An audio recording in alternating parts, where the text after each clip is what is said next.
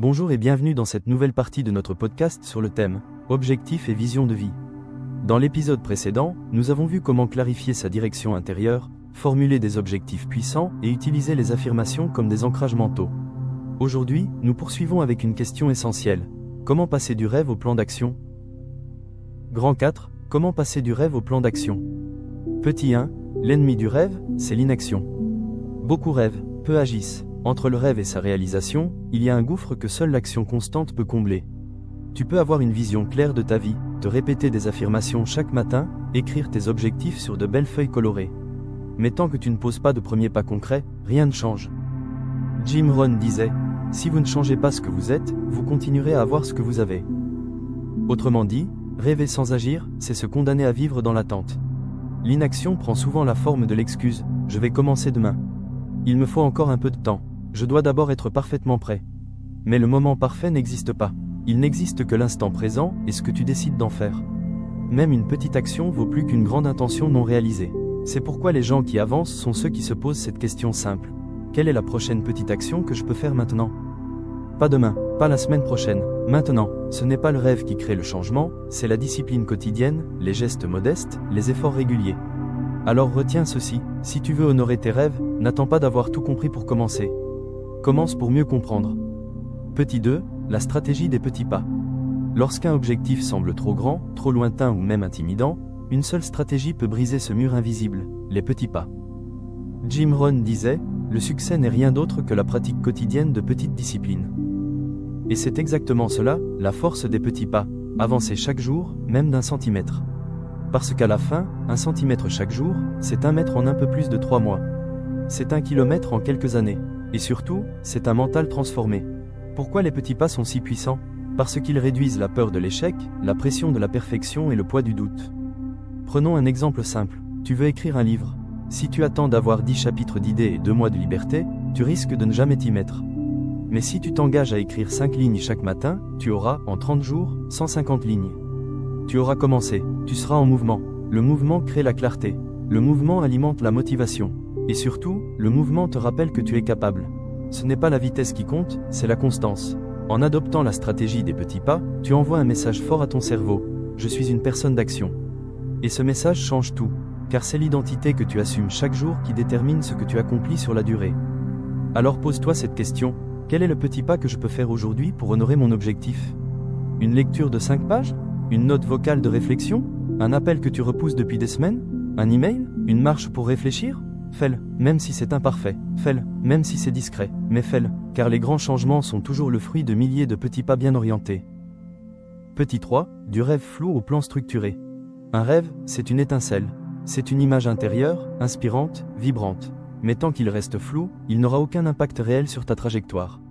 Il reste dans le monde de l'imaginaire, sans conséquence. Jim Rohn disait, vous ne pouvez pas faire une grande vie avec de petits plans.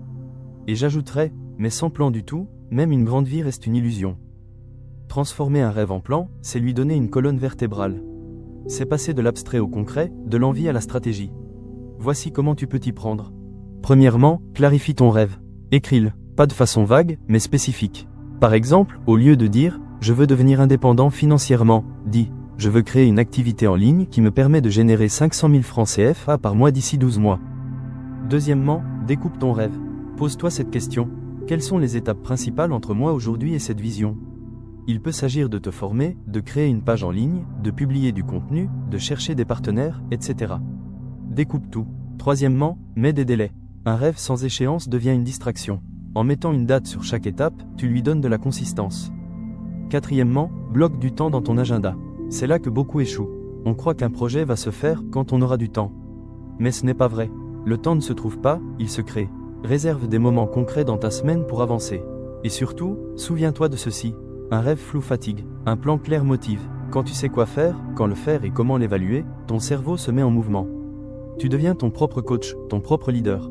Alors, prends ton rêve le plus cher et offre-lui une structure. Car un rêve structuré devient un projet. Et un projet porté avec discipline devient une réalité. Petit 4, agir sans attendre la perfection. Il existe un piège silencieux, mais redoutable, dans lequel tombent beaucoup de rêveurs sincères. Attendre que tout soit parfait pour commencer. On se dit, je lancerai mon projet quand je serai prêt. Je parlerai de mon idée quand elle sera totalement claire. Je passerai à l'action quand j'aurai le bon matériel, le bon contact, le bon moment. Mais la vérité, c'est que le bon moment n'existe pas, et encore moins la perfection. Jim Rohn disait, vous ne devez pas être parfait pour commencer. Mais vous devez commencer pour espérer vous améliorer. L'attente de la perfection est souvent une forme déguisée de peur. Peur de l'échec, peur du regard des autres, peur d'échouer publiquement ou de ne pas être à la hauteur. Mais si tu continues à attendre que tout soit aligné, tu finiras par enterrer ton rêve sous les couches de préparation, de procrastination et de doute. Voici une vérité essentielle, l'action précède la clarté. Tu ne découvriras jamais tout le chemin au départ. C'est en avançant que tu vas apprendre, affiner, ajuster. Tu veux créer du contenu? Commence, même si c'est imparfait. Tu veux lancer une activité? Mets-toi en mouvement, même si tu n'as que 30% du plan. Tu veux développer une nouvelle compétence? Commence à t'exposer, même si tu n'es pas encore au niveau. L'excellence vient avec la répétition, pas avec l'attente. Alors oui, tu feras des erreurs. Oui, ce sera maladroit parfois. Mais chaque essai, chaque pas, chaque retour que tu recevras te rendra plus fort, plus compétent, plus crédible. Et surtout, tu te libéreras de cette chaîne invisible qu'est la peur de mal faire. Passe à l'action imparfaite, mais courageuse. Ce sont les petites actions imparfaites, répétées avec constance, qui construisent les grandes réussites. Ne cherche pas à briller dès le départ. Cherche à te discipliner, à t'exposer, à progresser. Car c'est ainsi que tu te transformeras de rêveur en bâtisseur. Conclusion finale, du rêve à l'accomplissement. Nous venons de parcourir un chemin essentiel. Un chemin qui part du cœur du rêve, passe par la formulation d'objectifs clairs, s'enracine dans des affirmations conscientes et surtout, qui aboutit à l'action.